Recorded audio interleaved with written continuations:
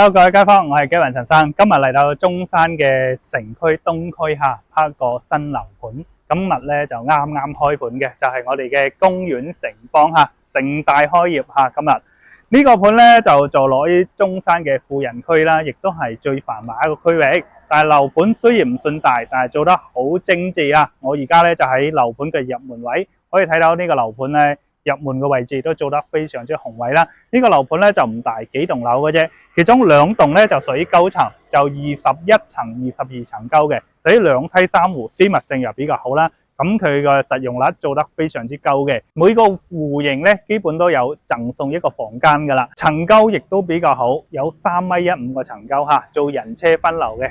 樓下咧2層車庫 ，OK。當然佢周邊嘅交通生活亦都係非常之優越嘅。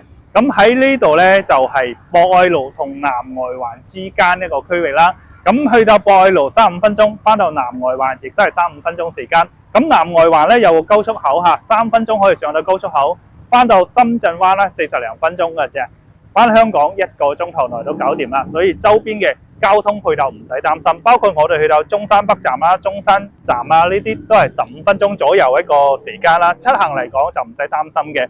另外咧，生活上嘅生活配套啦，因為喺博愛路附近咧，周邊嘅大商場啦，我哋過去咧亦都係比較方便嘅。利和廣場完美金鷹廣場呢啲過去都10零分鐘，包括最遠嘅有香港直通巴最多嘅 Coco City 富逸城廣場呢啲都係12-13分鐘就可以去到噶啦。所以中意逛商場嘅朋友咧就唔使擔心啦，喺呢度配套齊晒。另外一點就係呢度嘅教育亦都係非常優越嘅。我身後咧就係我哋嘅偉才幼兒園啦，屬於國際級嘅幼兒園，省1級噶啦。咁喺呢度過到朗晴小學好多本地人咧擠破頭都要入嘅學校。朗晴小學喺呢度過去1-2公里就可以到噶啦。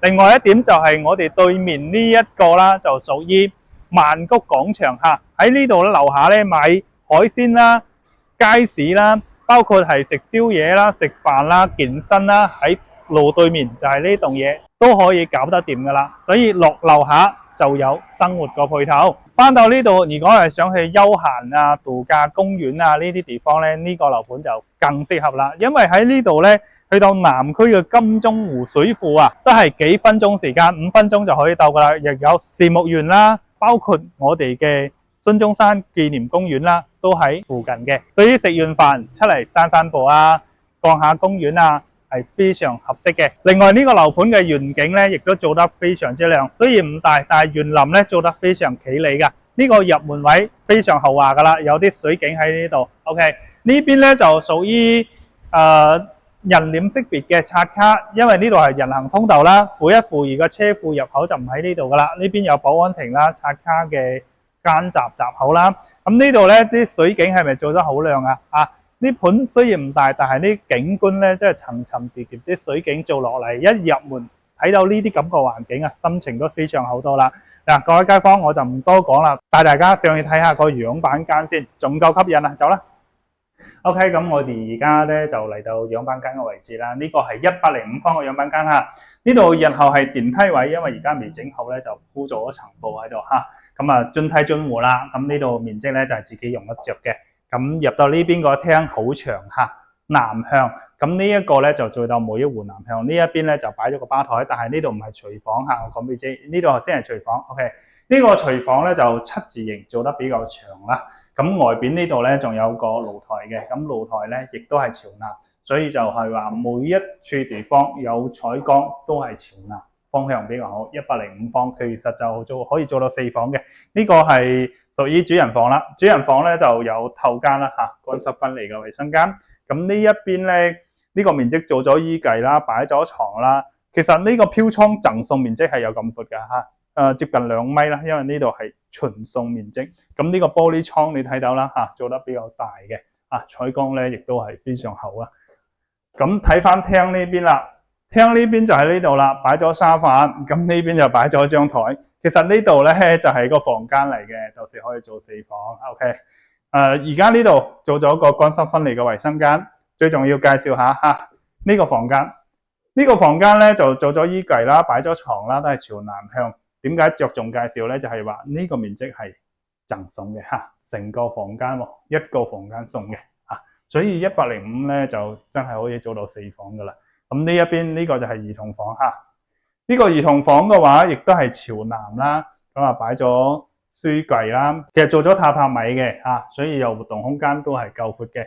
咁而家你睇到我就擺咗好幾張台嘅，1張、2張嚇、3張台嘅，到時自己生活上咧應該就唔使咁多嚇，宜少2張咧可以睇到活動空間係非常闊嘅。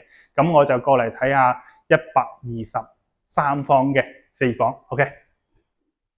咁呢度咧就係屬於一個公共嘅配套嚟嘅，咁我帶大家睇下周邊嘅一個配套啦。咁前邊就係嗰個啱啱講到嘅曼谷廣場啦，食飯行街睇去買餸啊，一條龍噶啦。遠少少嗰個利和嚇，今日可能天氣原因啦，就唔係好清楚。2棟嘢係利和，再遠少少單獨一棟咧就係金英啦。啊，所以喺東區嚟講咧，周邊個配套咧就成熟晒，即係我講得落樓下食飯宵夜樣樣有嘅。咁入到呢一度咧，就屬於123方面積裏邊嘅一個電梯間啦，專梯專戶嚇，出嚟就係自己噶啦。呢度先係真正一個入門位。123方咧做到好似一個大平層嘅感覺啦。呢度吧台啦，L 型嘅廚房啦，做咗個開放式，大家可以睇下呢嘅邊嚇呢個廳。呢度咧就擺咗個6人嘅大餐台嚇，都比較闊嘅。咁呢度有一個大概係2米到嘅2.5米啊，呢個屬於陽台位。咁佢而家又封咗起身啦。咁陽台位當然就送一半面積嚇。望出去咧，遠處嗰條嘢咧就叫做話係深中通道延長線啦，南外環呢一邊嘅。咁3分鐘咧就可以上到9重口啦，翻到深圳灣，所以係半個零鐘40分鐘就點得到噶啦。遠啲咧就係睇我哋五桂山嘅山脈。咁介紹翻房間嘅位置嚇。入門第一個房間就喺呢一邊，呢個房間咧亦都係着重介紹一下嚇。望出去就係曼谷廣場嗰邊啦嚇。咁呢度咧係屬於全送面積嚇，成個房間係送嘅嚇。所以呢度咧無論105啦或者係123啦，佢都有送一個房間嘅。咁呢度係屬於乾濕分離嘅衛生間啦。呢個書房嚇，呢個而家做咗書房，做咗書房之後就南北通。到時自己如果係需要嘅話，其實係一個房間嚟嘅。OK，咁呢度有個兒童房，兒童房呢個兒童房亦都係做榻榻米個形式啦。咁啊做2個衣櫃，活動空間擺咗台啊，亦都係夠闊嘅。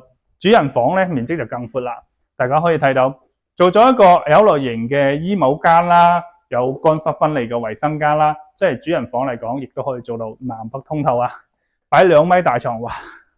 呢個活動空間呢度咧，亦都係送嘅面積。呢度其實可以擺翻張大床噶啦，呢度啊2米幾，亦都係屬於贈送面積嘅。望出去即係南向噶啦，所以話緊喺呢個盤，雖然話唔大啦，幾棟嘢嚇，私密性，但係就做得好好啦。實用面積嘅實用率咧，亦都做得非常之夠嘅。123方可以做到人哋北6北7咁噶啦，話緊喺呢度翻香港翻深圳非常方便，2-3分鐘上高速，半個零鐘到深圳，40-50分鐘到香港，係咪？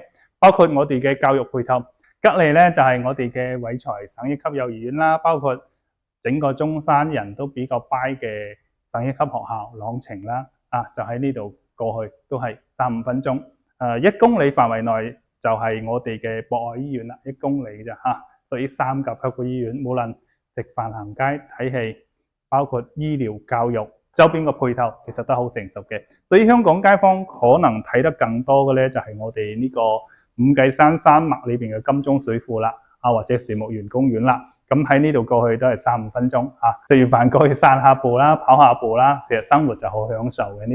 呢度主要咧就係方便配套齊。各位街坊，如果係想要更詳盡嘅樓書，或者想實地考察下嘅，隨時 WhatsApp 我啦。咁今期我哋就介紹到呢度啦。咁下期見啦。OK，拜拜。